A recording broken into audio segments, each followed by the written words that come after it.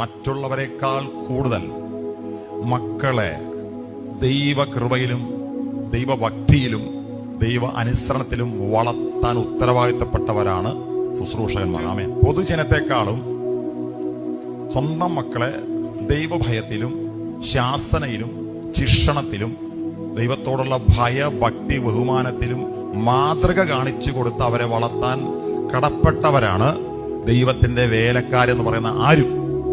അത് പാസ്റ്ററാണെങ്കിലും ഒരു സുവിശേഷകനാണെങ്കിലും ഒരു പ്രവാചകനാണെങ്കിലും പ്രവാചകിയാണെങ്കിലും ശുശ്രൂഷ ചെയ്യുന്ന സഭയിൽ വന്ന് എന്ത് ശുശ്രൂഷ ചെയ്യുന്നവരാണെങ്കിൽ, നിങ്ങൾക്ക് കുഞ്ഞുങ്ങളുണ്ടെങ്കിൽ നിങ്ങളുടെ കുഞ്ഞുങ്ങളെ നിങ്ങൾ ചെയ്യുന്ന വേലയുടെ ഉത്തരവാദിത്വത്തിൽ ദൈവത്തിന് വേണ്ടി വളർത്തിയില്ലെങ്കിൽ മറ്റുള്ളവരെക്കാൾ കൂടുതൽ അടി വാങ്ങാൻ പോകുന്നത് അങ്ങനെയുള്ളവരായിരിക്കും. ഒരാമയം പറഞ്ഞേ ആമേൻ.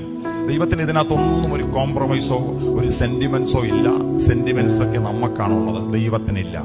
ഇന്നയാളുടെ എന്റെ മക്കളെ ഞാൻ പ്രസംഗിച്ചിട്ട് എന്റെ മക്കളെ തോന്നിയ വഴിക്ക് വിട്ടാൽ ദൈവം എന്നെ ആയിരിക്കും ഏറ്റവും കൂടുതൽ അടിക്കുന്നത്. ആമേൻ. മക്കളെ അടിക്കും, അത് വേറെ കാര്യം.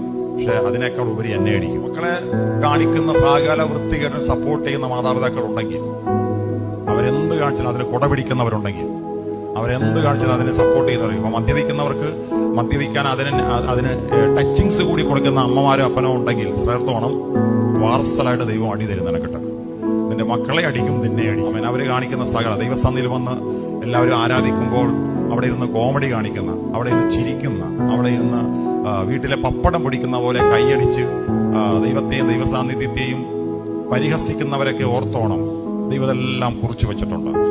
നീ കാണിക്കുന്ന ഓരോ കാര്യങ്ങളും സ്വർഗം കുറിച്ചു വയ്ക്കും. ആമേൻ. നിന്റെ ഇരിപ്പ് പോലും സ്വർഗം കുറിച്ചു വെച്ചിട്ടുണ്ട്. ആമേൻ. എന്തുകൊണ്ടും ചൊറിഞ്ഞു, പക്ഷെ ജീവനുള്ള ദൈവത്തെ കൊണ്ട് എന്ത് ചെയ്യരുത്, ചൊറിയരുത്. ഇപ്പോൾ നിനക്ക് ജോലി ഉണ്ടാകാം, ഇപ്പോൾ നിനക്ക് നല്ല ആരോഗ്യം ഉണ്ടാകാം, പക്ഷെ നീ ഏത് നിമിഷമാണ് കട്ടിലേക്ക് കയറുന്നത് നിനക്ക് പറയാൻ പറ്റുമോ? ഇന്ന് രാത്രി കിടന്നുറങ്ങി നാളെ രാവിലെ എഴുന്നേൽക്കുന്ന നിനക്ക് നല്ല ഉറപ്പുണ്ടോ? പോകുന്ന വഴിക്ക് വണ്ടി ഇരിക്കുന്ന നിനക്ക് വല്ല ഉറപ്പുണ്ടോ? ഇന്ന് കൈയടിക്കാൻ നിനക്ക് അവസരം നിനക്ക് കൈയടിക്കാതെ നാളെ ഈ കൈയും കാലും എല്ലാം പ്ലാസ്റ്റർ എടുത്തില്ലെന്ന് വല്ല ഉറപ്പും നിനക്കുണ്ടോ? അതുകൊണ്ട് ഇതുകൊണ്ട് കളിക്കരുത്. അതുകൊണ്ട് ഞാൻ പറഞ്ഞ മാതാപിതാക്കളെ, നിങ്ങളുടെ മക്കളെ, നിങ്ങൾ ദൈവത്തെ ആരാധിക്കുന്നവരാണെങ്കിൽ നിങ്ങൾ നിങ്ങളുടെ മക്കളെയും ദൈവഭക്തിയിൽ വളർത്തണം.